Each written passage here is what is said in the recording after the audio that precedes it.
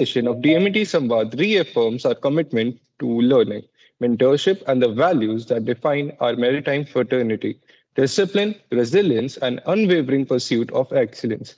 DMET Samvaad was born from a simple yet powerful vision to create meaningful exchanges between accomplished alumni and current cadets. This transformative initiative was launched under the esteemed guidance of Shri Ishwara Arun Kishore Sir and thoughtfully conceptualized by Shri Harsina Sir and Shri Sachin Kumar Mahato Sir from the DMT class of 2019, along with Shri Sachin Saurav Sir from the DMT class of 2020. What began as a platform to connect generations has evolved into a much more a form where industry trends are analyzed, maritime challenges are discussed and misconceptions addressed, and the pressing issues are brought into the light. So, since its inaugural session, DMET, the brand and bond, on 19 December 2020, DMET Samvaad has successfully conducted 46 enriching sessions. Among these, some truly standouts are the ninth session, which was featuring Dr. Ravi Kumar Mehrotra sir, commander of the British Empire CBE, a special session with Admiral Karambir Singh sir, retired, on enhancing maritime awareness among the civilian population of India, and the 38th session, which was also the first offline session with Sri Sanjeev Sanyal, member of the Economic Advisory Council to the Prime Minister, discussing the Stitch Ship project, revisiting our ancient maritime past. Each session has contributed unequally to our collective understanding of the maritime profession and our place within it. The theme for today's 47th session is the silent crisis and addressing mental health and psychosocial well-being of contemporary seafarers. In an industry often defined by technical competence and operational efficiency, we sometimes overlook a fundamental truth.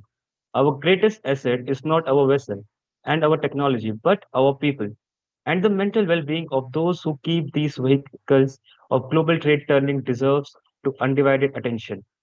As technological advancement accelerates and operational pressure intensify, the psychological challenges faced by seafarers have grown more complex. Today's session aims to shine a light on these often overlooked aspects of maritime life and explore how we can be better support those who serve at sea. We are deeply honored to welcome our distinguished keynote speaker for today, Shri Sivanand Ray sir, from DMT class of 1990-94. Sir, your presence as our distinguished chief guest elevates this session to new heights of excellence. We are profoundly grateful for your participation. Sir Sivanand Ray sir serves as Global Head of Crewing and General Manager at Pacific Basin Shipping Limited in Hong Kong, SAR, a leading operator of hand-size and supermax dry bulk vessel with around 280 ships worldwide. His career highlights include roles such as Head of Training, Fleet Manager at same firm, and Senior Technical Superintendent at Anglo-Eastern Ship Management, alongside experience at Vellum and Fleet Management. What truly distinguishes Sir, however, is not just his professional accomplishments, but his genuine commitment to seafarer welfare. He has been particularly vocal about mental health as a crucial focus area for crew welfare, especially in our post pandemic world. Sir recognizes that technological advancement and decarbonization, while necessary, also place unique psychological pressures on seafarers. His voice on these matters carries the weight of both experience and compassion. We are privileged to learn from someone who understands that caring for our people is not just good ethics, it's essential for sustainable maritime operations. Before we proceed, it's our privilege to invite our respected campus director, Sir, Rear Admiral Amit Bose, Sir, retired Visis Seva Medal, to grace this gathering with his words of wisdom and encouragement. Sir, over to you, sir. Thank you, everyone. Good afternoon and good evening to everyone. I think DMET Samvaad has been playing a very yeoman role in bringing very germane topics in a discussion forum in an informal environment. And I think it has got a huge impact on the students. Today's topic is something which has been gaining attention of the seafarers across the world. The companies themselves are quite concerned about the mental well-being and the psychological aspects of the seafarers. The seafarers per se, their nature of job has got unique challenges. The environment, the forces of nature against which you are working, the confined spaces in which you are working, the crew with whom you are working. These are all transitionary aspects which impact a lot of people. And I've seen this from personal experience of 35 years in the Navy, that there are people who are not able to cope up with the challenges of the sea. And there are others who are they take like fish to water. So what is the difference? It is your mental well-being, it's your psychological build-up. And that is where I think we need to give a focus.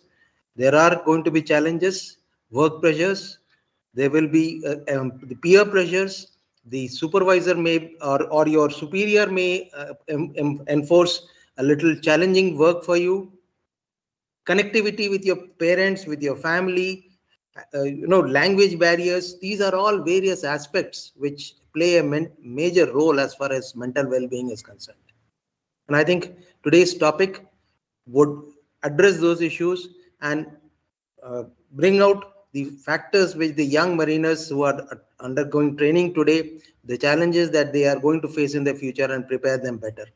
Let me give you a couple of examples. From the last years, we have had a couple of cadets who have left the ship because they are not able to take the challenges of the sea, which is sad. Young mariners should be able to take these challenges, and that is why the campus prepares you for such challenges. You should be aware, and this forum gives you an insight into what are the potential gray areas which you need to focus on, and then build yourself stronger physically and mentally to take on these challenges. It is not going to be an easy task. At the same time, it is not an Herculean task. And I'm sure Sivanand Ray's insight into this topic will enlighten all of us. I wish everyone to interact proactively, ask your questions freely, because I'm sure these are topics which will not be taught in the theory classes or in practicals. Gain wholesomely from the insight of Mr. Sivanand Ray. And Sivanand Ray, sir, thank you very much for taking your time off and interacting with the students here. Once again, thank you everyone, and wishing you all a very interactive session. Thank you very much, sir, for inspiring words and for your unwavering support of initiatives like DMET Samvaad that keep us connected with the wider maritime community. Now we arrive at today's session. I invite our distinguished guest, Shri Sivanand Ray, sir, to share his insights and experiences. Over to you, sir. Yeah, thank you very much for inviting me to talk on this very controversial but critical topic. Had it been 4 or 5 years back when I was fleet manager, I would have preferred talking on topics like decarbonization, optimization, greenhouse gas emissions, all these topics which actually carry a lot of weight, which is very important. And it's again worth in millions. So that's the industry focus is on those areas because of the cost factor behind it. And unfortunately, all these factors actually revolve around the softest part, that's the seafarer. So the seafarer's attention is not, taken very strongly in this shipping community. Nobody thinks really deep about seafarers. Now I have to do it because now it is my bread and butter. I look after crewing, so it's my life now. So that's why I chose this topic, and thank you very much for accepting this topic, because it's of concern, and more predominantly because the main attendees are the cadets who will be the future seafarers in our seafaring community. So it's very important for them to understand. But of course, as I said, mental health is not only for the vulnerable categories or the high risk segment like cadet. It can be extended to anybody. You can have a master or a long time serving chief engineer who can undergo mental health issues. So we'll just have a very formal discussion. I'll just try to share my slide.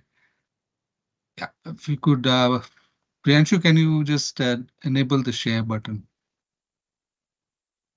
So it's enabled for you, sir. Yeah, somehow I cannot see it here. Sir, maybe present the slide if it is difficult. Sir, if you want, Priyanshu can share the slides, Sir, and we you can can then run the see. Yeah, okay. I think that's better. That's why I just sent it before to him. Yeah, Priyanshu, please share the Yes, sir. slides. Yes, sir. I'm doing it. Just a moment. Yeah, perfect. Yeah, I think that's it.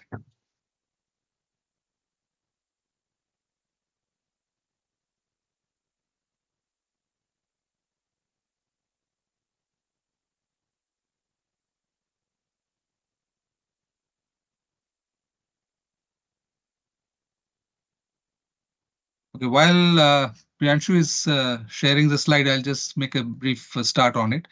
Basically, now we will be talking about mental health, and I will not share any percentages of issues which are happening in the industry worldwide, because that may be a little bit demotivating because the numbers look a bit scary. If you ask me, it is still one of the safest and sustainable professions. So I would not like to discuss the percentages of incidents relating to mental health and well-being in this industry. Of course, it is available on the internet. You can have a look, but it should not deter you. Once again, I would also like to point out that shipping is normally a tough profession, I agree, but it's not the question where you have survival of the fittest. You don't need to be super fit to survive in shipping. You don't need to be physically super fit or mentally super fit. No, you don't need that kind of.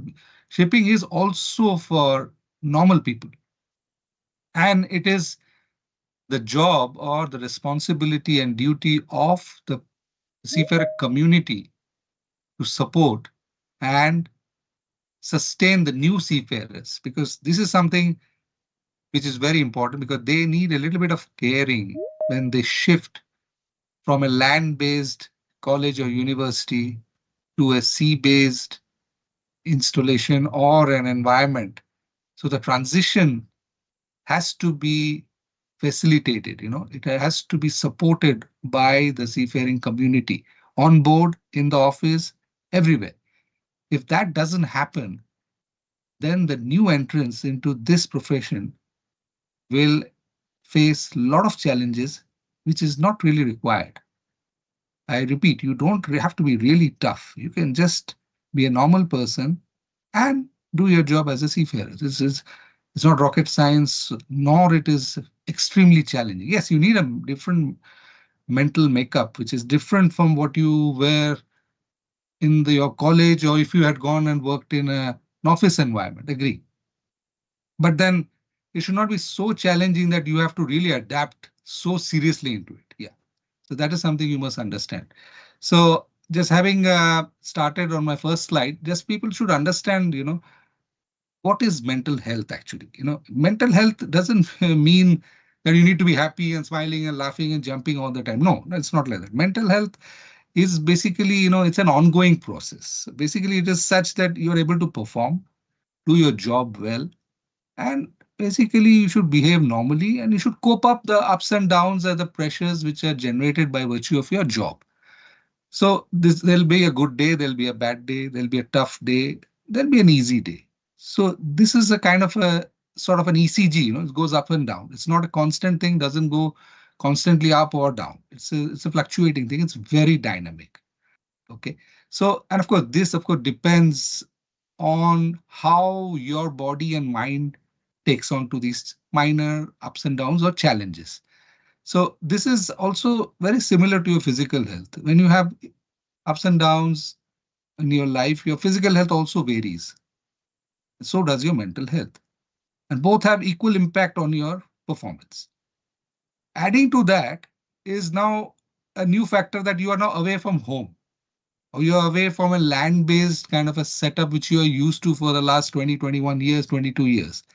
So this again poses a challenge to your mental health. So the key is basically how you're able to balance these issues, and maintain sort of a equilibrium, so that, your mind and body function in an optimum way. So you will, as I said, you will have sad moments, you will have happy moments, and you don't all have to be happy every day. It's not possible. So it's not, you should not be under the illusion that, oh, I cannot be, enjoying every day. It's not like that. Of course, some people, it depends on their mental makeup also. But then that balance is very critical. And that's where the whole key about mental health is coming in, and that's how you should understand what is mental health and how we should preserve it. It's very important. Can we go to the next slide? Yeah.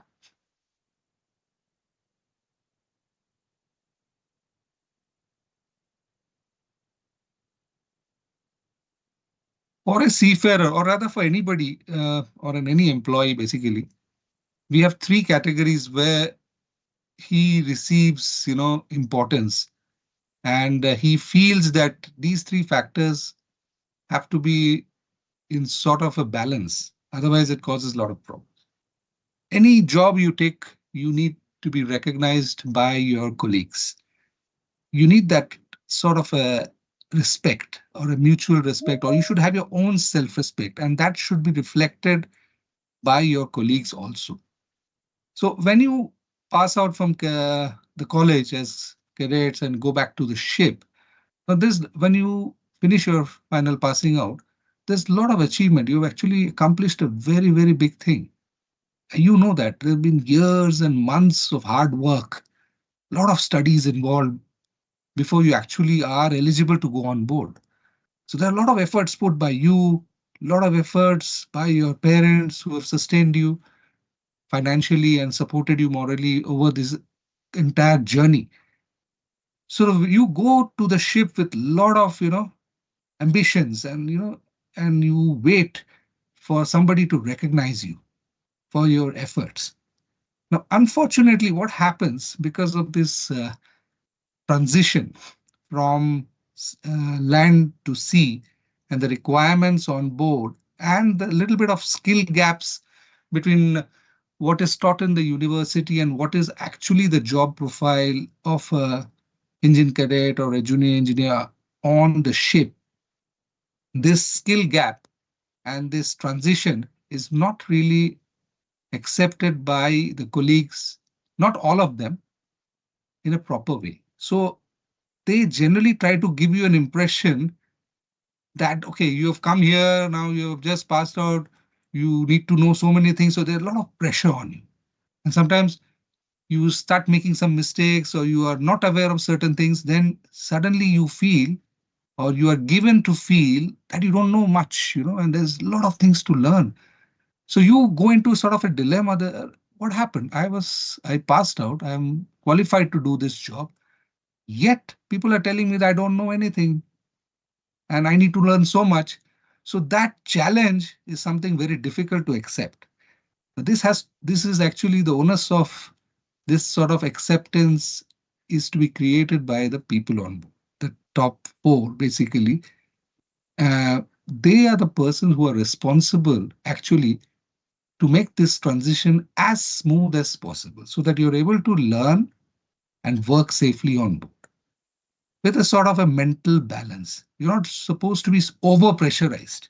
Now, this is what happens actually, that, people try to give you an impression that you don't know anything. Now, this is absolutely incorrect. But this causes a sort of a, huge ego clash within your own person. You feel that I've learned so much, yet this guy is telling me that I don't know anything. So this is a sort of a mental clash, and this actually demotivates you. So this is something, what I find is the initial approach of all the ship staff when a new cadet joins, unfortunately. And this is something, there are very few chief engineers and second engineers and other colleagues and the ratings who actually accept you, and they take that charge of training you and putting you in that channel. So if that happens, it's very good. But sometimes you might have a little bit of toxic people on board.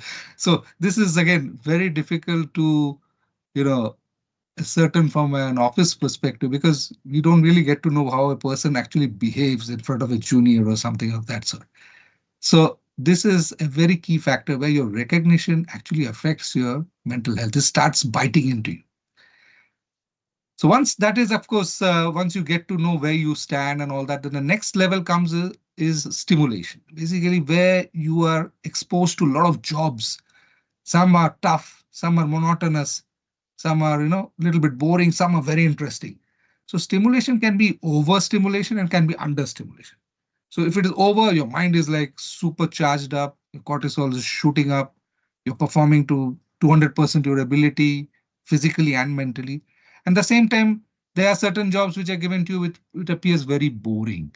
So this is again, this kind of stimulation under or over can actually again affect your mental thinking, mental health.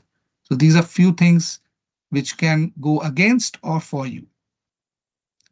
And the last thing, which again, which also affects seafarers, is basically lot of uncertainty. There are a lot of things which you are not aware will be happening to you, or which is predictable. You really don't know how things go. You're not really aware of what kind of maintenance is coming, or where the ship is going, when will you sign on, when will you sign off. So this sort of an uncertainty also, basically, little bit of uncertainty keeps the thing, you are a bit charged up, but then too much of uncertainty can result in over anxiety. So you're not sure what is happening next to you. So these three things, if it works in tandem in a positive way, it's very good. If it goes a little bit haywire, then it really affects you, the way you think and behave on board. Yeah. So can we go to the next one?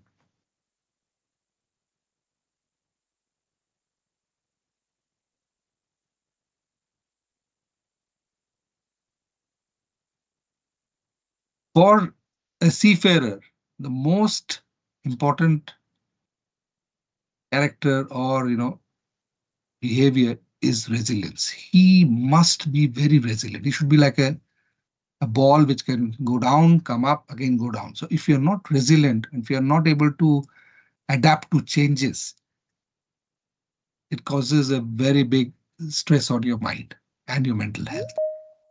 So basically, we must understand that there's nothing perfect, right? Nobody is perfect also. So people should be very adaptive. They should be resilient to changes. And again, another important factor is people should be accepted.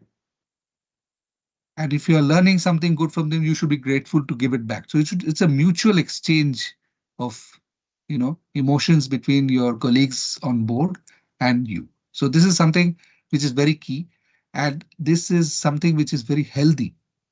If that resilience is built up, you can take in shock. You might get a firing from your seniors. Of course, the next day he'll just again be a different person, because it's very dynamic. Things keep changing up and down every day and under different circumstances. Yeah, you go to the next one.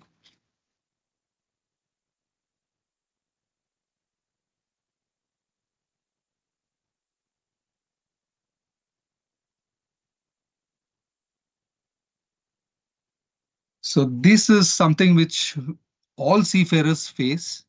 These are basic challenges when you shift from a college or from a land-based institution to onboard.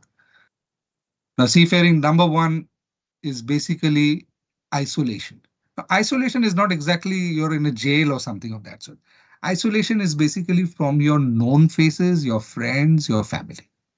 But then you are put in a family of another 20, 22 people on board with whom you're supposed to connect. This is very important.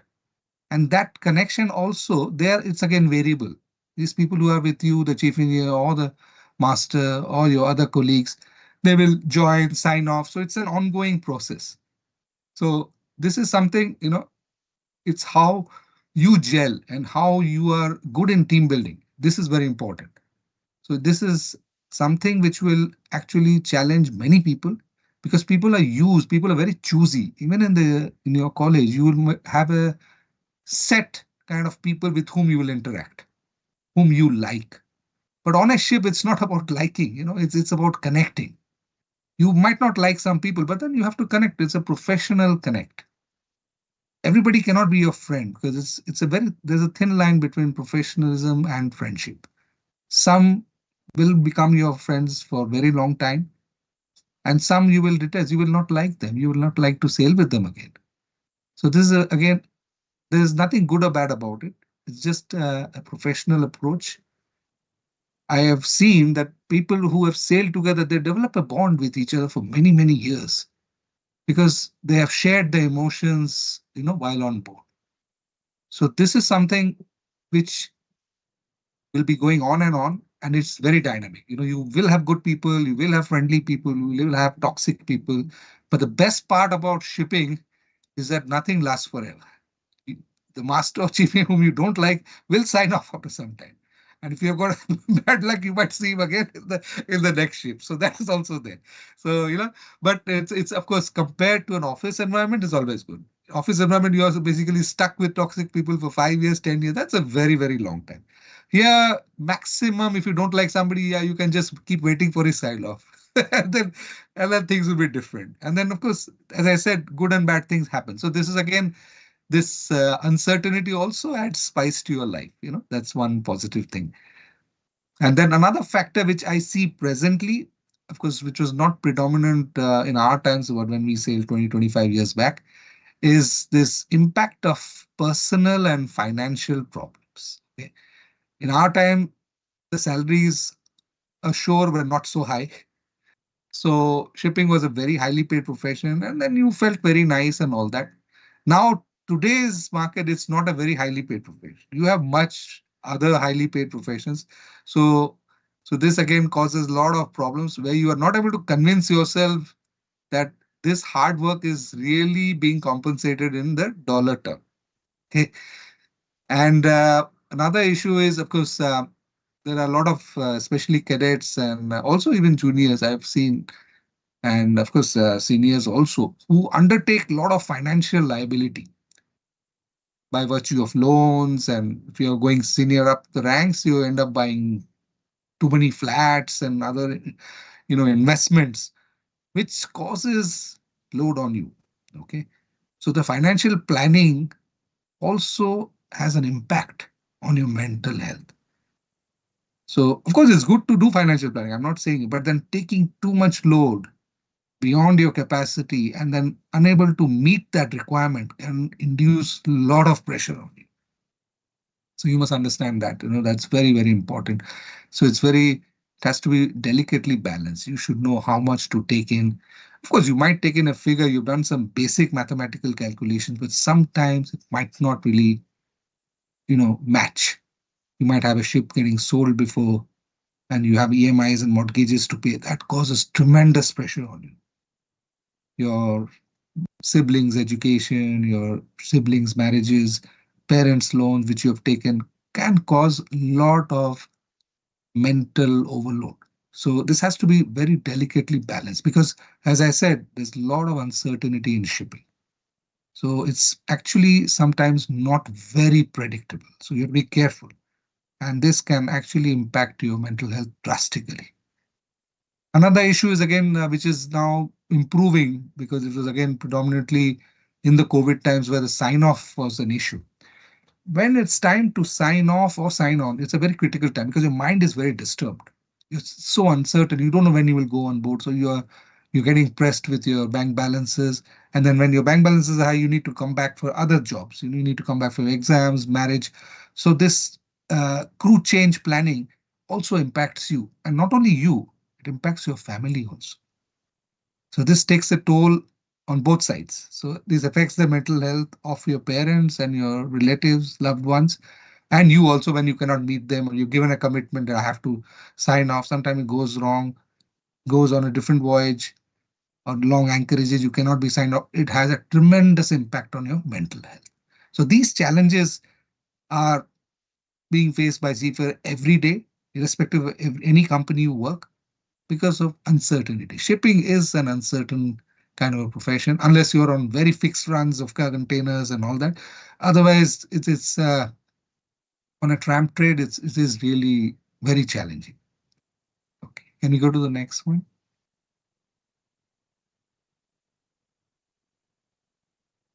Then going ahead, talking about the challenges. Yeah, this is, as I said, a very high risk zone, potentially lot of hazardous jobs and tasks are undertaken by you, which you have never done in your entire life. So there are checklists, there are procedures, there are toolbox meetings, a lot of things are there to assist you. But for sure, these are hazardous jobs, need to be very focused and very alert. Your situational alertness is very important. And this, maintains your cortisol limit so that you are alert.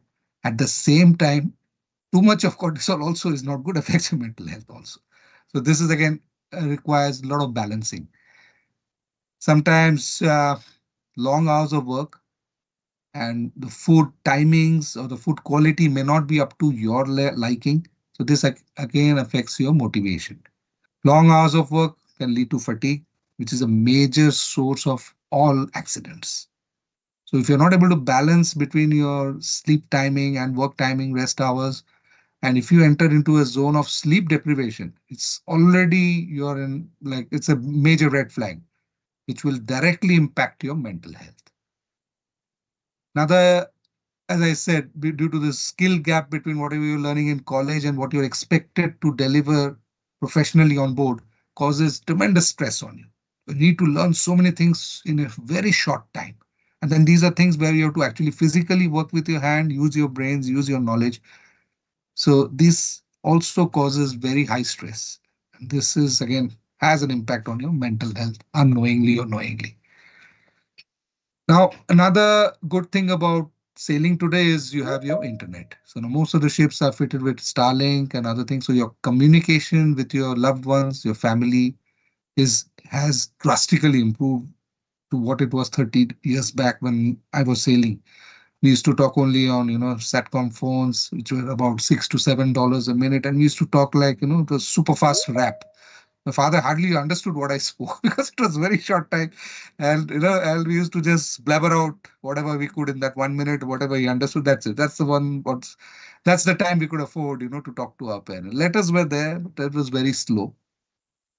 Today, that way, we are very fortunate. The seafarers today are able to connect, do video calls with their home. This is a major, major change, very positive change.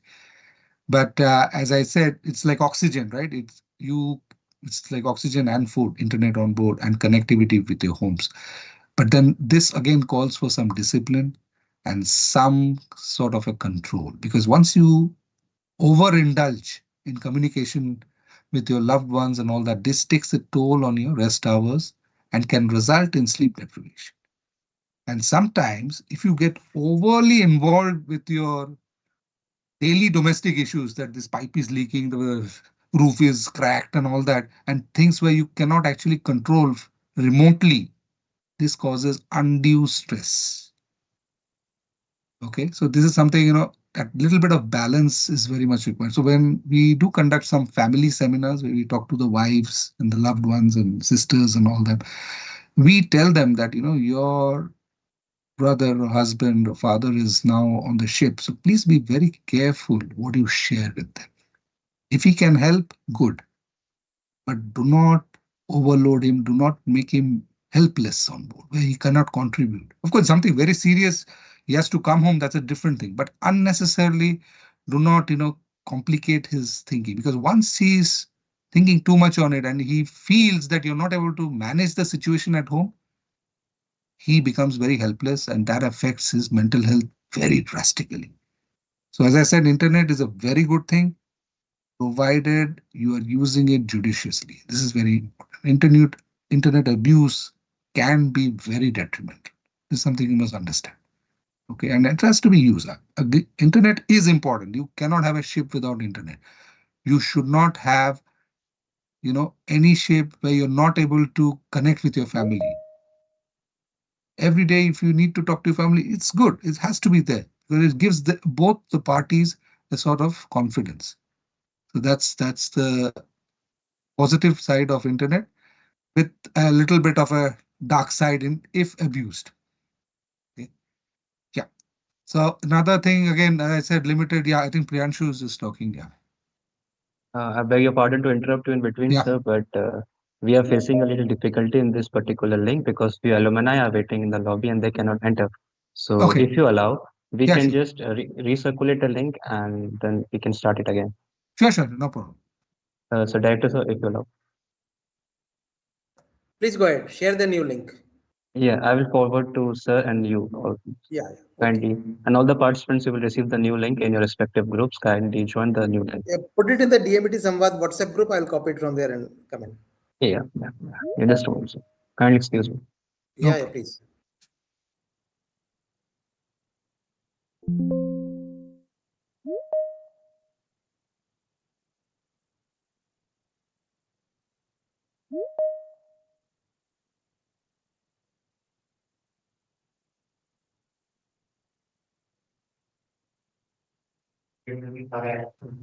Sir, I've sent you the link. You need to join that new link.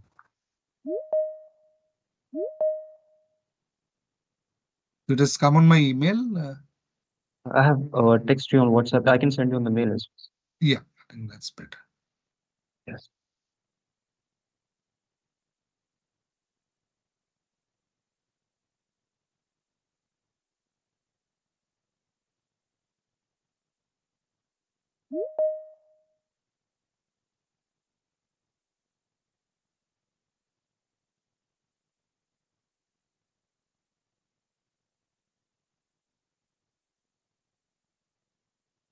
Sir, I have made.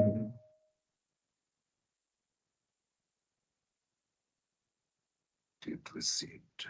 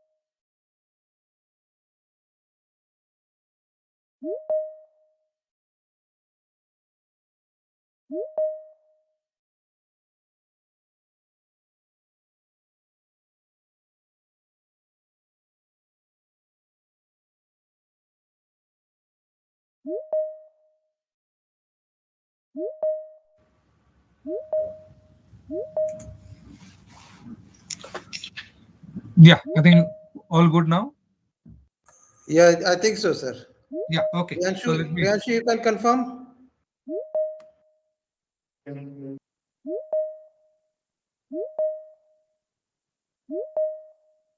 So I Hello, think we'll sir. wait for a couple of more minutes because only 25 people are online. I think more people will join in, sir. Okay. Yes, sir, they are on the lobby. I'm admitting them.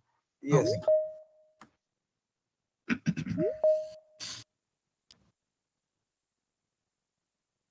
मैं कर रहा हूँ.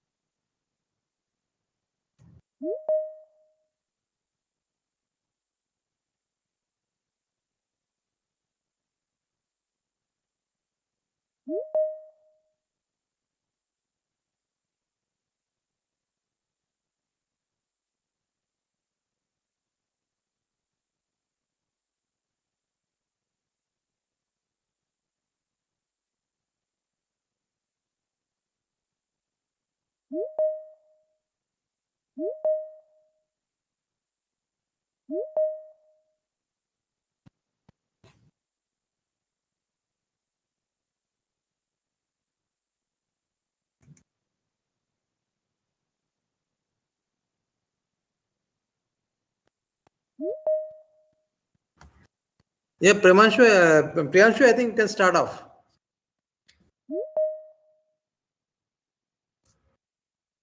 So we are waiting for sir. Yeah, okay. So it's all good to start? Yes, sir, we can start. Okay. So just continuing from where I left regarding the Yeah. challenges which seafarers face. So another point is basically the limited shore leave. Now you understand that with faster turnarounds in the shipping industries and faster port machineries and discharge sequences, shore leave is drastically reduced. And sometimes there are no shore leaves also in various ports. Now, sometimes you're on an SBM loading or discharge, you hardly get to go ashore on VLCCs and other bigger ships. And for containers and all that, it's very strict, schedules in odd hours where shore leaves are very limited and restricted. So this again impacts you because we need to understand that seafarers also need to go ashore, look at different people, visit different places, do a little bit of shopping, eat a little bit outside. So this is a very big motivation factor, actually, shore leave. And then if it doesn't happen, it has an impact on your mental health. Another issue is basically doing the same job again and again, every day, every month, every week for 6-7 months. This causes a lot of boredom and you become complacent with the same job. And this takes a toll on your mental health and also makes you a high risk for uh, accidents and incidents. You start making mistakes because you think you've already done it. You try to find a shortcut. It's human nature. When you're doing the same job, it affects your mental well-being also. So it's like working in a factory and you're doing just one job of stamping something, and then if this will take a toll on your mental health. So this is something the top four are always told by the company to do it at regular intervals to maintain the socializing or the social connect on board. This is very, very critical. Yeah. Can we go to the next one?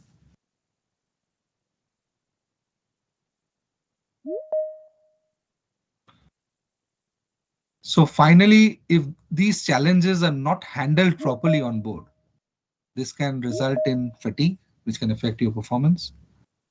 This can further lead to a state of depression where it so slowly becomes, you fall into this kind of a depression. And then it affects your way of working, your behavior, the way you eat, how much you eat, affects your sleep patterns. And this again is a major contributory factor to your mental health lowering. All these challenges, if again not dealt, will also create a job stress.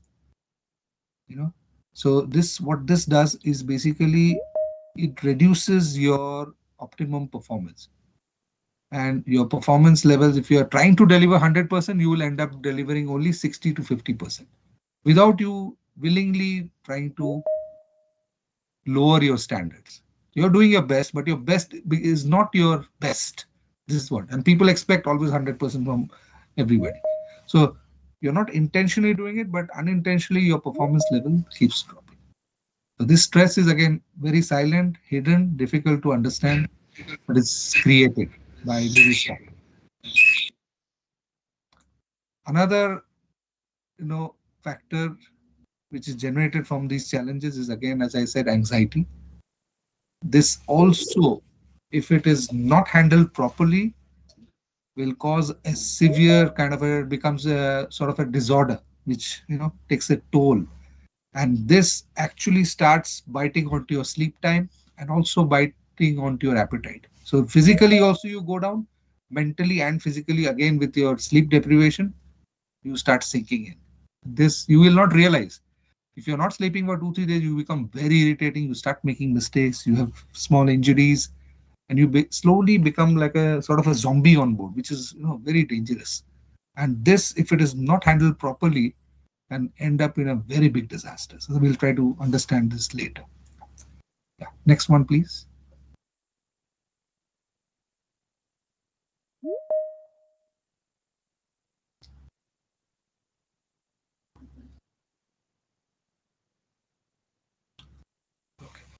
As I said, when you're shifting from a shore institution to a sea-based onboard ship, relationships on board is very, very important. if you're not able to maintain positive relationships with your colleagues on board, this will take a toll, and your support from their side will drop drastically. This can result in conflicts, which is again very dangerous. You can end up in fights, verbal issues, a lot of tensions created unnecessarily. So this is very, very important. People have to understand that you need to gel with your colleagues. It's very important. But of course, it's not very important in the sense that you have to be the good guy always. You can be the bad guy, but you have to have some sort of a connect. You cannot say, I don't want to talk to this guy and all that. It's very difficult.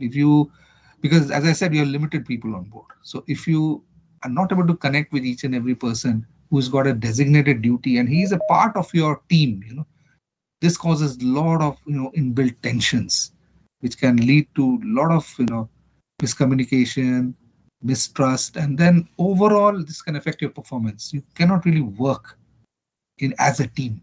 So this, actually pulls you down and then causes this unnecessary mental stress and affects your mental health also. One of the most important factor of relationships is basically if it is not maintained. Of course, it's a two-way thing, right? You need two hands to clap. So same thing, it has to come from the other person also. It's not that you are trying to be, friendly with everybody, but if the other person is non-receptive to your behavior, then it doesn't serve the purpose, right? You're not able to really connect with them. And this also can come or give rise to sort of fights on board. You can have some persons who can use this to bully you, because he might be having his own problems at home or in his workplace, but he uses you as a soft target because you're a new guy on board. So this can or you're maybe the soft guy on board. All these things can result in bullying and harassment from your colleagues. Now, this is something which is a major contributor to a deterioration of mental health. Now, this was about high time IMO and DG.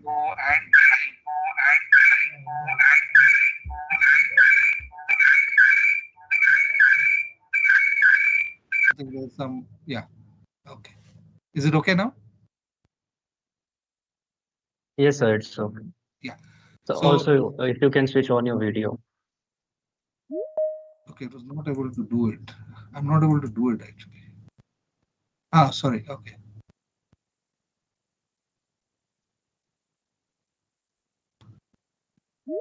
I don't know what happened.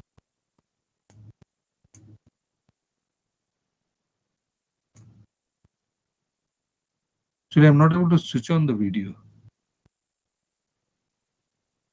Sir, I think one solution is to log out and log in again, sir. At times, there is a problem. Okay, let me see the older one. It is there. Older one, should I leave the? Yes, sir, you need to leave the older one because your video is being recorded there.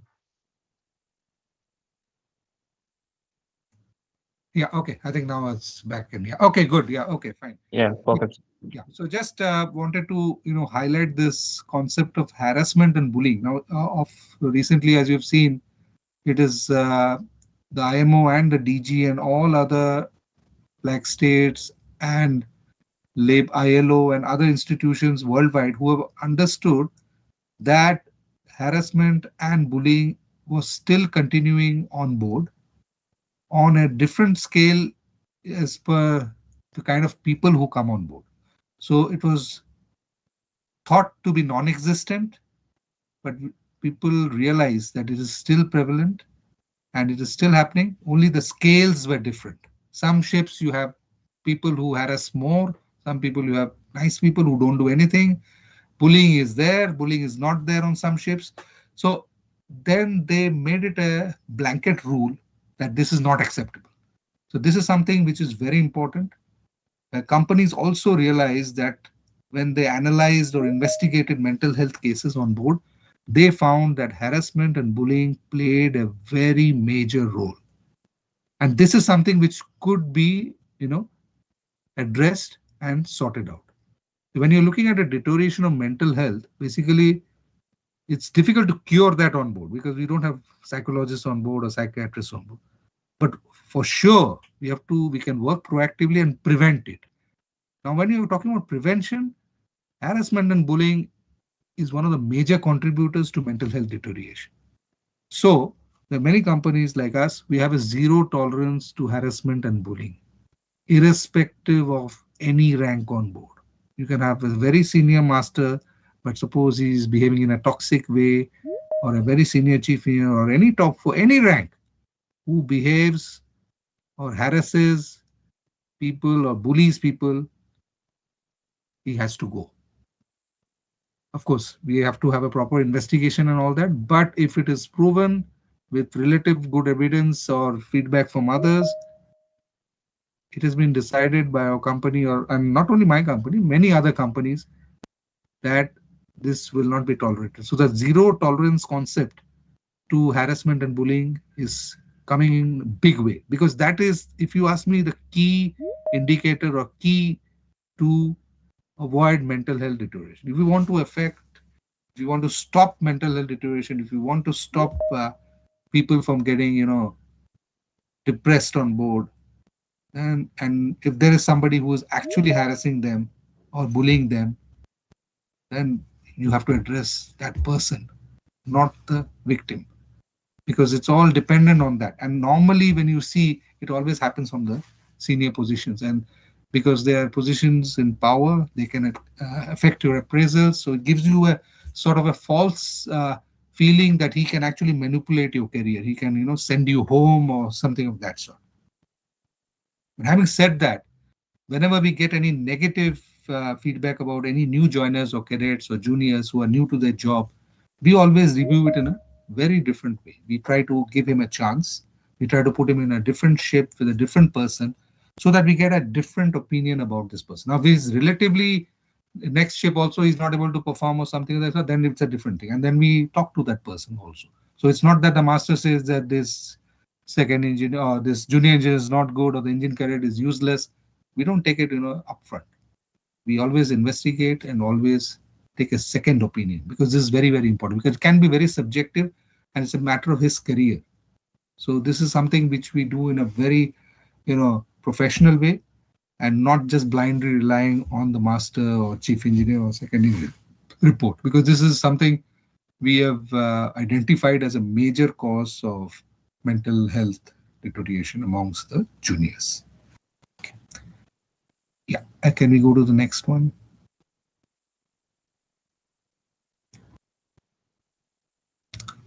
Yeah.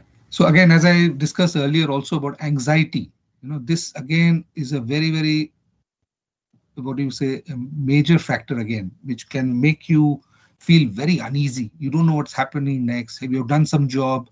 You're not sure whether you've done it correctly. So there's a lot of anxiety self-created, which is again very normal, because it's a new job for you. Because when you're working first time, you're overall something, you really don't know sometimes will it work or not. So you're thinking, and then you have some new job coming up next day, and you've been entrusted that job, and you're not very sure you can perform.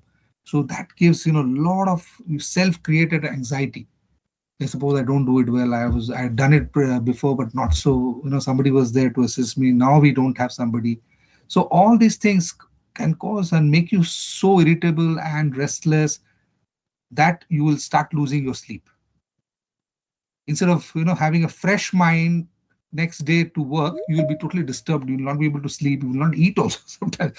And this is something which is very, very dangerous. So it's becoming sort of you've self-created this anxiety issue, and this will end up, it becomes like a recipe for disaster actually. But then how do you conquer it is a different concept. And this is again requires a little bit of effort from your side, talking to your people, studying the job better, and just to, understand that when you're doing the toolbox meeting or something of that sort, so that at least there's a clarity in how you're doing the job. So that way your chances or the mitigating measures for your errors will come down, rather than just thinking and procrastinating and overthinking about the job, which actually affects you very drastically. Especially if you're thinking about it in the night, you cannot sleep. Next day, it's 200% you will make a mistake. So this is something has to be very, carefully handled by your side. And it's always better to talk to your colleagues and explain to them, the boss, I'm getting nervous with this thing. Can you help me with it? You have to speak up. There is no shame in asking. Okay, it doesn't expose you. doesn't show that you don't know anything or something. But then if you do that, and if you have the right set of people around you, it can actually help you. Of course, with the wrong set of people, they use it against you. That's another problem.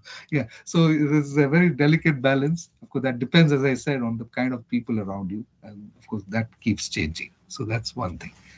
Yeah. Can you go to the next one?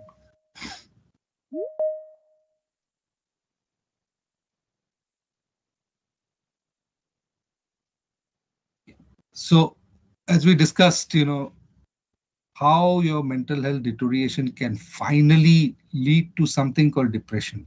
Now, this is a word which about say 15, 20 years nobody had heard of. But today it is so extensively being used or abused. People are using it to get sympathy.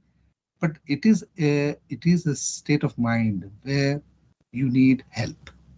It is very, very important. And as it's very well written here, it is not being sad. Being sad is not depressed. Being sad also is a part of your emotion, which is also required. You can't be happy all the time. You will have some time where you will be sad actually, which is again a very human kind of a thing.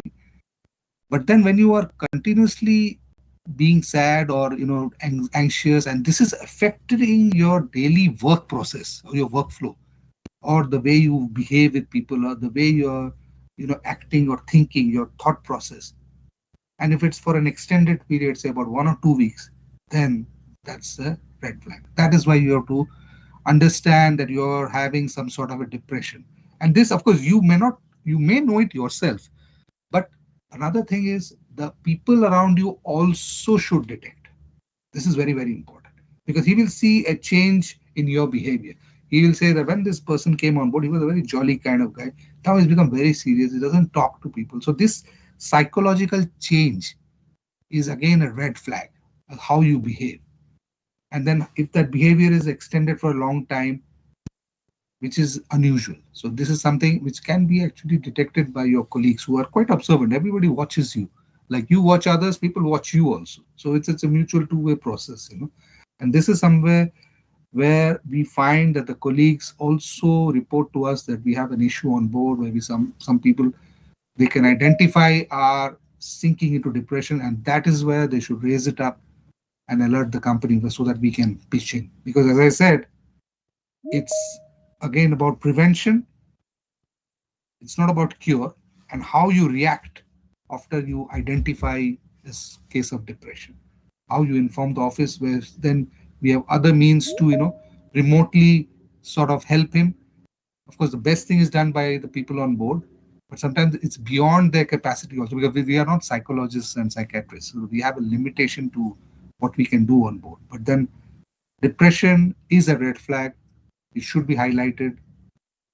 This is a sign that that person needs external help.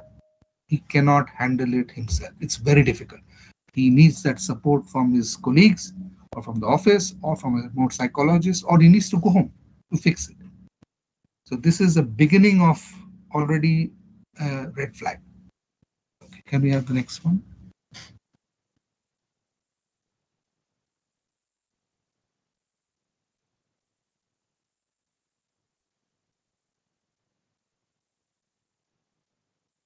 Yeah. So these are signs, as I said, it can be detected by your colleagues. Your irritable behavior, even your family members, they can detect the change in your tone, the way you're talking to them. So this is something can be alerted also from the family side. This is very important. Sometimes they do call us that I talked to my husband today or my brother today. He was not feeling okay. I feel something is wrong. So these are subtle signs which can be detected by your close ones who have actually observed your behavior for years, who know you inside out, but they can sense the change in your behavior. That's very important. And again, as I said, loss of interest in certain things, like you should love watching movies or playing or something, or going to the gym, suddenly you stop. So this again is a red flag. The most important thing here again is food. You stop eating the way you used to eat before. That can of course be due to the kind of food which is being given. Or there's a change of chief cook, or the kind of food which you don't like. You don't like chicken, you don't like mutton, or something also can contribute. But when it gets extended for a longer time, and it shows an impact on your physical structure, this is again a slow red flag. But the most important, which I give value and which I have seen in my career so far as the biggest red flag, is sleep pattern or sleep deprivation. If you are not able to sleep on board, if you ask me, is the biggest problem which has to be handled on top priority. If you are losing sleep due to a normal berthing or sort of a sailing out of a maneuvering or other things, that's different. And then, or if you've just come from your joining port after a long flight due to jet lag, that is also acceptable. For a few days, you'll have some impairment of sleep deprivation, and then you come back to your set pattern. But in a normal routine, suddenly you find that somebody is not sleeping or he's complaining, then there's a big problem, because this sleep deprivation will take a toll, will go into a self-destruction mode of his own self. He might end up being bipolar. And then he'll start getting signals of self-suicide. He creates an ambience or, a path of suicide to handle this kind of irritation. So anytime you see anybody not sleeping well in a normal routine, immediately you know something is wrong. And this has been my biggest, red flag, that something has to be done. This is immediately we give him sleeping pills, try to, sort of normalize his circadian rhythm, which is upset. If it is upset for a long time, you need medical help. You need medicines. You need a psychiatric help. Something is wrong, which is actually causing this. It's just a symptom. Something deep inside has to be, investigated and fixed. If he continues, he'll end up in a bipolar disorder and end up in a suicide. So this is something, in my view, is the number one red flag for any severe mental health or depression or pre-suicidal condition. Another one is basically then your thought process and your workflow and your working style goes down. So this again is a part of depression, but this is not that detrimental. In my view, it's the food, which is again an indicator. Sleep is the number one problem. So if you're having sleeping problems, you're not able to sleep, for the first few days in a different environment is okay. But if it is after sudden change in your sleep pattern, then you need to seek help. You need to speak out, because something is biting or eating you from inside, which you need to fix. And for that, you need external help. You can't do it yourself. It's very difficult. Next one.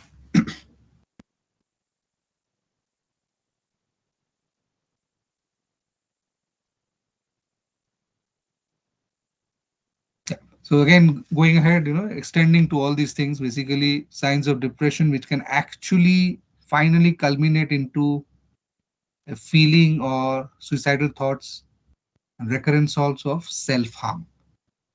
So these are the depression signs which need to be highlighted or identified by your colleagues, because you will not understand yourself. Okay, you will think it's a different feeling, you are in a different environment, but your colleagues will catch.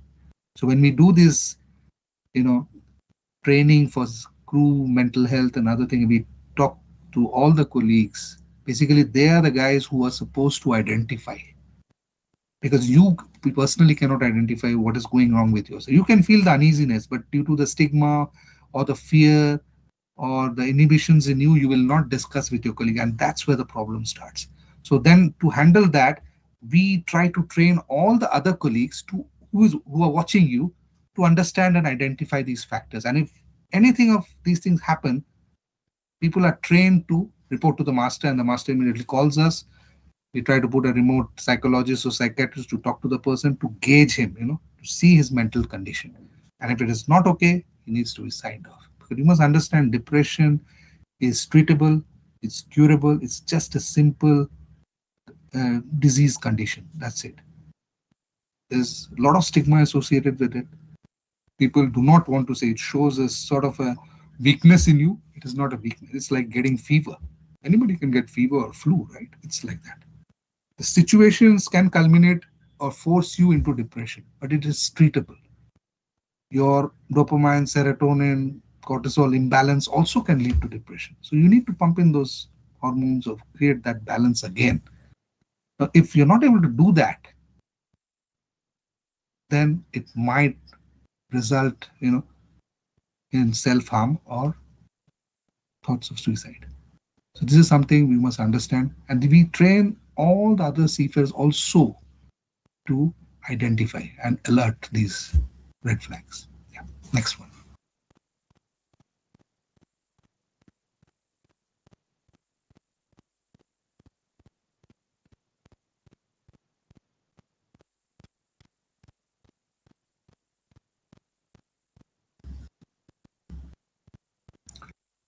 So when we are talking about mental health, okay, the worst possible thing is suicide on board. And why does that happen? Because it has not been identified, it has not been treated. You must understand one thing, seafarers are not soldiers, okay? When we sign on seafarers on board, we take a commitment to return them back to their families physically and mentally sound, okay? When you're going as a soldier to Kargil or something, you have a unsigned disclaimer. It's a high-risk job. People understand, families understand that it's a very high-risk job. There might be situations where he may not come back. That's with soldiers, okay? Seafarer is not a soldier. Seafarer is a professional who delivers his service on the ship, and it's the duty of the company to make sure he comes home. That is the commitment we have with the family. I have taken a son from the family, put him on board, he does his work, and it's my job to bring him back safely, mentally and physically sound. If that doesn't happen, I've actually failed in my job. Okay? If he commits suicide on board, it's not his mistake. It's the company's mistake. It's the seafarers on board who have actually, as a team, failed to safeguard somebody. This is very, very important. You must understand that. You cannot pass the buck to the family. It is our duty to bring back the seafarer home. So when you see all these, last few months, there have been a lot of cases in 2025, also a lot of suicidal cases, mostly in the vulnerable zone like juniors and cadets. Okay, this is the high risk segment. But of course, I'm not generalizing also. You have suicides in different ranks also, in ratings also. Even masters have committed suicide. Chief engineers also have committed suicide because due to their mental issues, which they had at home, personal issues, which have not been addressed or identified and not treated. This is very, very important. So we have to understand that if you are not able to identify depression, and this is all aggravated by harassment and bullying. He might be a perfectly good guy on board, but if you have some toxic people who are harassing and bullying him, he will enter this phase of depression. And then he might be forced to commit suicide. We have this recent case, which you all are aware, right? And it is, I'm telling you, it is very, very sad. And this is not acceptable because when a suicide happens, it is impossible to convince the family because you have given him a commitment to bring back his son home. And if you have not able to do that, you have failed in your job. It's your failure. And mind you, nobody is replaceable. You might have 3 brothers or 2 brothers, 2 sisters, whatever, but your physical presence at home cannot be replaced by anybody else.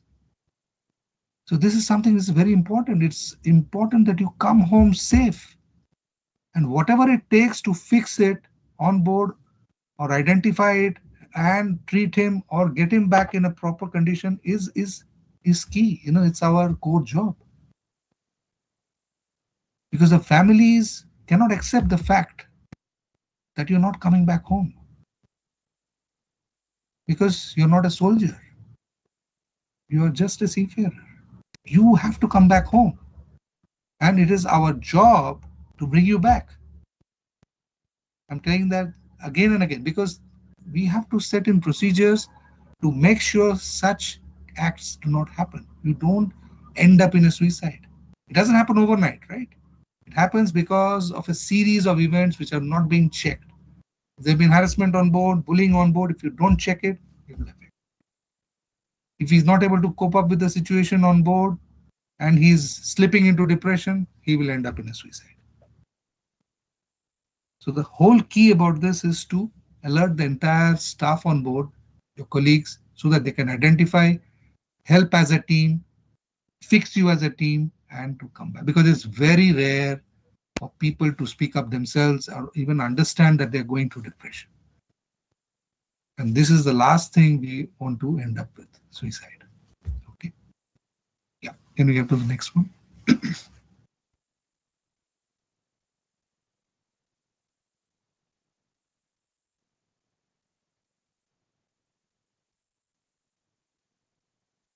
Yeah. So these are actually the general signs which we see. But the most important sign which I look for, is sleep deprivation. There are very few people who threaten that he will commit suicide. They're generally calm. They give you a blank look. Yeah, these are factors where you need to really alert the office or the staff on board, the seafarer, the colleagues have to identify, alert the master, and call for help. But these are like generic ones, not always, present. So you have to be very careful. But if you see any sort of changes in your colleagues, you should highlight. You should report to the office through the master.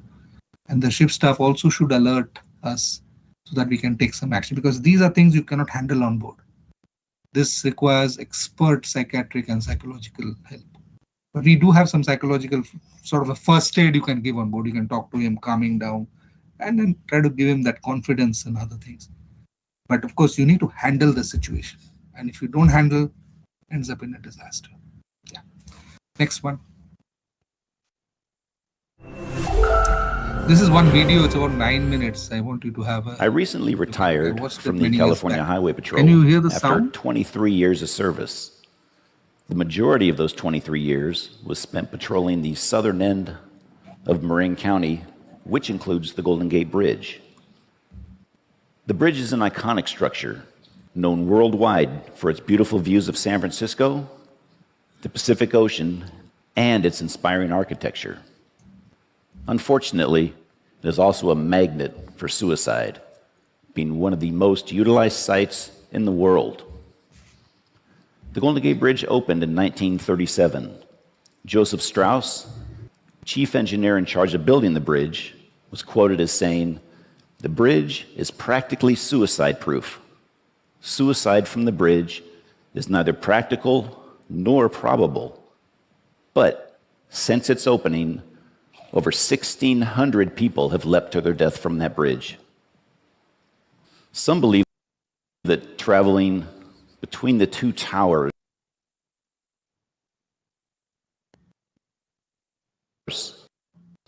will lead you to another dimension. This bridge has been romanticized as such, that the fall from that frees you from all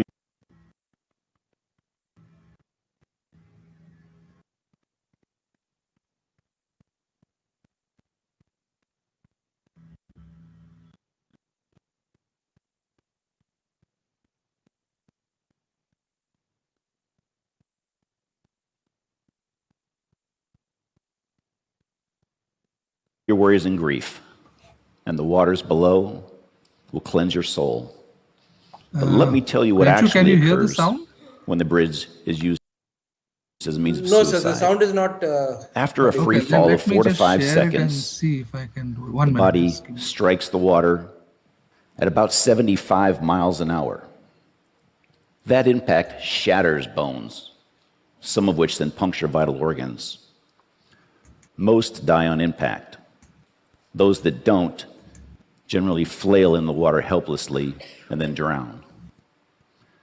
I don't think that those who contemplate this method of suicide realize how grisly a death that they face.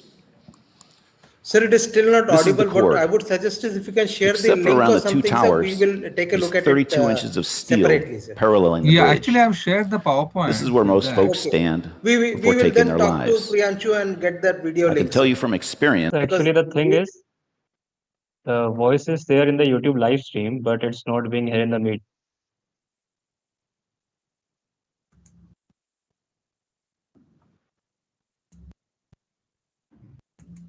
Yeah, okay, then maybe, yeah, I can, it's a 9-minute So- video. I have, Yeah. You can have a look at it later. No problem. Okay. Yes. Yeah. So I'll just continue. Basically, the next slide. Actually, just.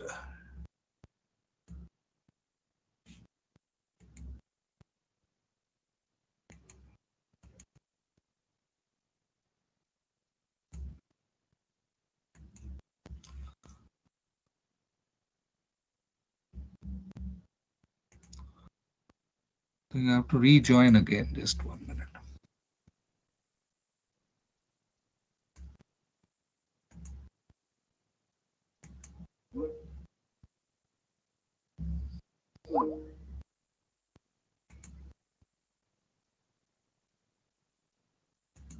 Yeah. Okay. Okay. So just talking about enhancing mental well-being. So basically, again, this is a part of your prevention, basically, as much as possible. So these are again already known facts: playing with your hobbies, having some recreation on board, connecting with people on board, connecting with your families on board.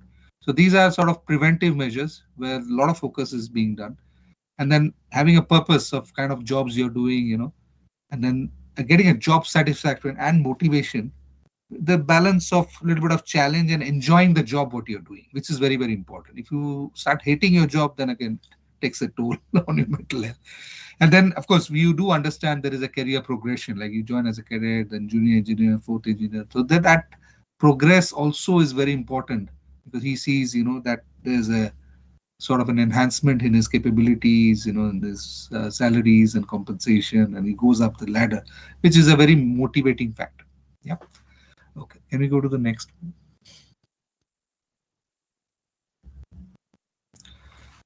Yes. So basically, the focus is again trying to be very positive on board, trying to have some things what you like to do, and that is the major key to maintaining that mental health balance on board.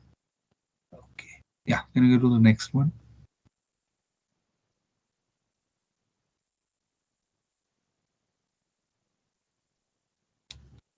Yeah. So again, reinforcing the same fact again, connection with your people. You're already isolated. Don't be isolated with your colleagues on board. This is very, very important because if you think you can just go home, go down, do your work and come back to your cabin and not talk to people, not mix with people, this will affect you for sure. You need to talk to everybody. Everybody has a specific job. They are there to mutually assist each other. And if it's not happening, then it's again a problem. And same thing again, if you disconnect with your family when you're, also when you're sailing, it will also affect. You need to be connected with the family. That grounding is very important. So because again, a lot of motivation and balance and good feeling, good vibes come from the family also because they are waiting for you. You have to understand there's a purpose. They have a purpose waiting for you. You have a purpose going back to them. So once that channel is there, it's very, very important because sometimes you feel there's nothing to go back to or they don't expect you that you will come back. So it's a different kind of feeling that causes this disconnect and that affects you, unknowingly. So this is very important. Maintaining relations on board and with your family. Okay. Yeah. Can we go to the next one?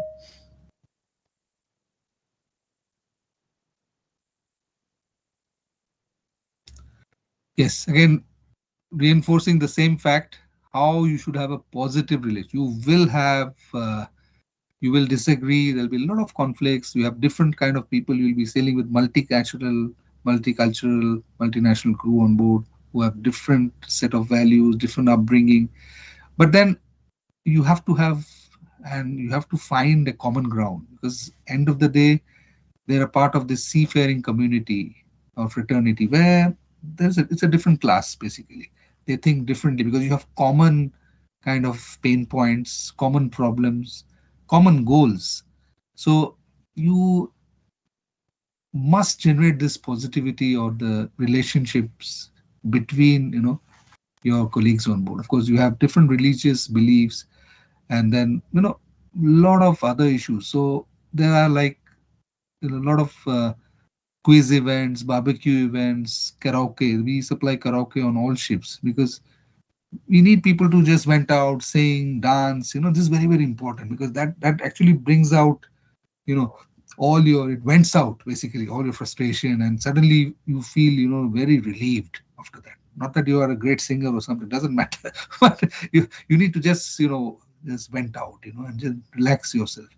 These are already proven facts that you need to do all these things, because it's being done in the land uh, establishments also, and this is replicated on board, so that you have the similar kind of sort of entertainment, ways of entertainment or avenues for entertainment. And then these things actually really enhance you know your spirit on board.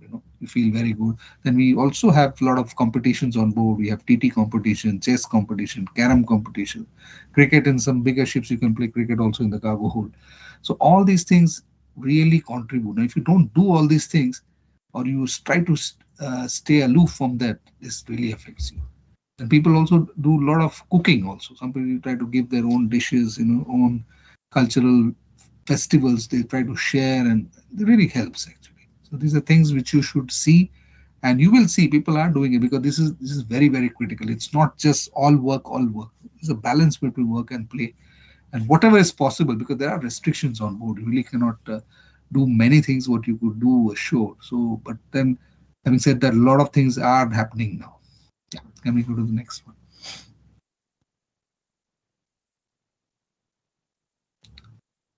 Yeah, so this is again developing a positive feeling on board, a community feeling, a fraternity feeling, so that you are accepted and you accept others also. Yeah, next one.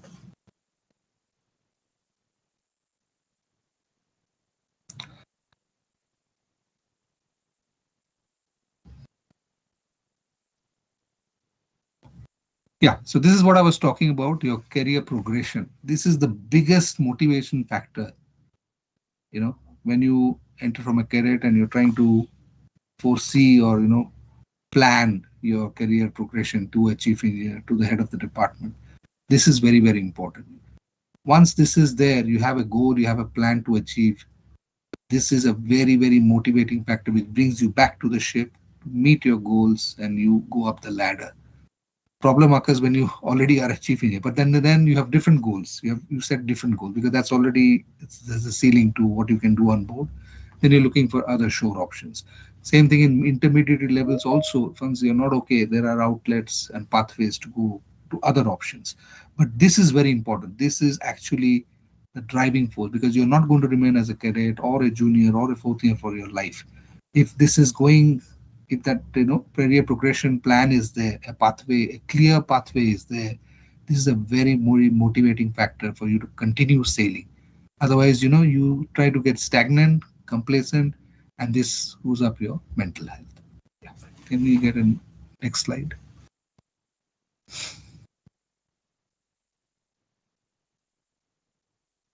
Yeah. Okay, so the most important thing here is basically, which you all need to focus, is anti-harassment and anti-bullying. This is very, very important. Okay. Everybody in the senior position is aware that he cannot do it. He cannot harass, he cannot bully. They have been told. Most of the companies have zero tolerance. It's for you to speak up, create a buddy group, either on board or in the office or in the institution. If you are confident, or you feel better reporting back to your alumni or back to your institution or college that something is happening, and that can be highlighted back to the company, action will be taken. Okay, and this is not going to hamper your career progression, because this is the beginning of all your problems. If you get harassed and bullying, it's impossible to do well. You cannot do well. You will always go down. Your confidence level will go down. And sometimes what happens, if it is not checked, this can only increase and increase. It can get aggravated to such a level that it's unbearable for you. Then the whole purpose is lost. Whole purpose of you joining the sea is lost, because your ambition, your existence becomes a threat for your own self. You have lost interest in your life. You've been demeaned. You have lost your image, your self-respect by these acts of harassment and bullying. So it's very important to speak up. without thinking about the consequences. Because it's the fear on which the harassers and the bullies, thrive. If you start speaking up, you will be supported. And let me tell you, since it's been propagated, to the entire seafaring community at the same time, there are many a times we have got reports of harassment by a non-related person. We have got chief cooks reporting about harassment of a cadet because the cadet himself was so intimidated, so fearful of his toxic superiors that he could not report. But it was the chief cook who saw that something is not right, and he reported, and then actions came. So it's always better to speak up yourself. If you can't confide in somebody, that somebody will always speak up. It's impossible, or it will be done anonymously also, and then it will be investigated. So if you are accepting it, it's already the beginning of your downfall. Accepting it will not help you. You need to speak up. It is getting out of hand. You need to pull the red flag up. If you don't do, this will result in your own self-created self-harm. And then it's very difficult for anybody to, undo it, because whatever damage is done, it's difficult to undo because your mental confidence, everything has dropped, your self-confidence has come down. And if you end up in a suicide or something, there's nothing we can answer your family. So this is something you must understand. You need to speak up because you have regulations, policies in place to handle such things. It's very difficult to look at a person and understand in office whether this guy is going to be a bully or a harasser. It's impossible. Because in the office, he's a very nice guy. But when he goes on board, due to his mental makeup, he might become a bully. We don't know that. But if he becomes, of course, we don't want our company or any company for that, because he's detrimental to the entire, seafaring fraternity. So this is something you must understand. And this is, I think, the major takeaway, to speak up. Okay. Yeah. Can I have the next one? Yeah. So this is, again, apart from mental health, of course, the physical health also is equally important, because if you're not physically healthy, this indirectly affects your mental health. Of course, as I said, exercising, enough rest, eating healthy, you have a reasonably good diet. Yeah. And of course, you have recreation and good accommodation relatively on board, which should help you. Yeah. Then we go to the last slide, I think. Yeah. Okay. So this is exactly what I said. You need to speak up and call for help. This is very, very important. Sometimes you cannot do it. You can inform your family. You can tell your family to inform the office. You cannot tell your family due to some stigma or some issues. Please tell your colleagues, your buddies, tell your college, but you must tell, and you have to inform, you have to ask for help. If something is not okay, if you have mental health issues which you want to discuss, you have got a lot of helplines, seaman helplines like Seafarer Help, you have Mission to Seafarers, you have ISWAN. A lot of people, a lot of organizations are there who can help you, and they will take it up to the next level also. They will inform the company, they'll inform the flag state. If it is serious, it has to be fixed. Do not take it on yourself. You're not alone. That's something you must understand. You have the support. These things are actually going full swing. A lot of action is being taken. So you must not feel, isolated or alone. It's not that. People are there to help you.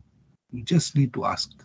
It's very important. And do not worry that this will affect my appraisal, this will affect my career. No, nothing will affect your career. You have to rise above that fear. And and you undertake all this, you allow this to happen, it'll go on and on. We need to put a stop. It's a collective effort. We've been firing in our company many senior people who have been indulging in such activities. And we've let go of them because they are a liability to us. Because we need harmony on board. We need the seniors to take care of our juniors. If you don't do that, it's a big problem. Today, people are so, worried that, they will not accept seafaring as a long-term career. They will treat it as a short-term career. Well, I've just come, let me do 2-3 contracts and I quit. So that's not good for the entire community, right? And then it's our, duty to help sustain this by creating a very healthy environment. It used to be like that. At the same time, of course, this harassment bullying was there for many, many years, but it was legalized that this will not happen or this will not be tolerated just recently. But as I said again, this is not a survival of the fittest thing. No, it is survival for all. You don't need to be super tough or super fit. No, whatever you are okay to survive. This is something you must understand. You don't need to be Superman or anybody. You are just the person you are. You are good to become a chief engineer, and nobody can stop you except yourself. If somebody is stopping you, you need to take action. Okay. Anyway, thank you very much, and I'm open to some questions from your side. Thank you, sir, for this enlightening and thought-provoking presentation. And I'm sure that the cadets are having a lot of questions to be asked on this topic. But Sure. unfortunately, due to time Yeah. constraints, we cannot have that right now. We Yeah. have thought of, we will collect all the questions from the cadets Sure.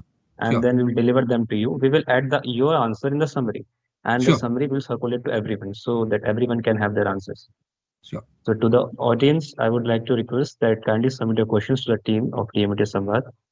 Also, sir, I would like my co-host, Cadet Aman Somra, to present the vote of thanks. And with the permission of Director, sir, I would like to formally invite you on his behalf for a campus visit in our college as our own alumni. Thank you, sir.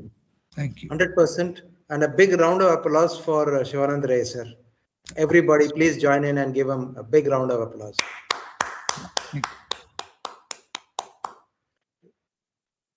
Uh, Thank you, sir. So, as we conclude this profoundly insightful session, I, Cadet Aman Somra, from the DMET class of 2327, have the distinct honor of expressing our heartfelt gratitude to everyone who has made today's session a resounding success. First and foremost, our deepest appreciation goes to our keynote speaker, Shri Sivanand Ray, sir. Sir, your journey from the very classrooms to becoming the general manager at one of the world's premier shipping companies is genuinely inspiring. But what touched us most wasn't your professional achievement, it was your willingness to address a topic that many in our industry still hesitate to discuss openly.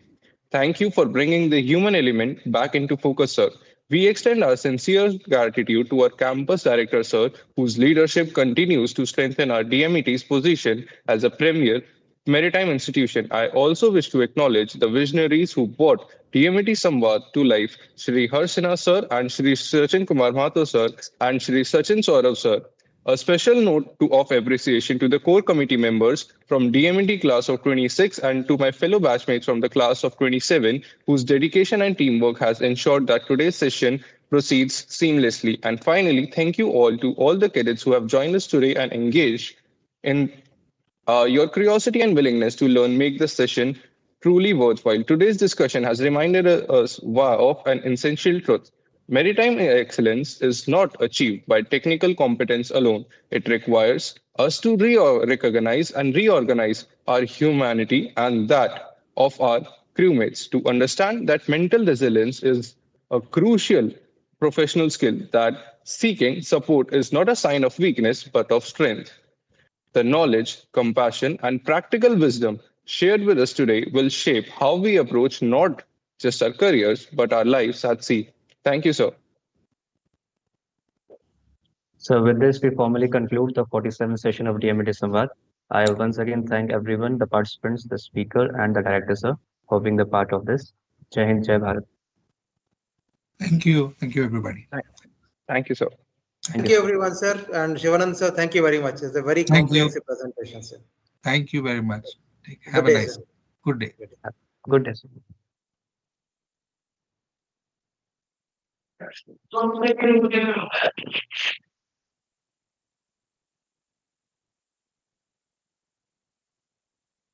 I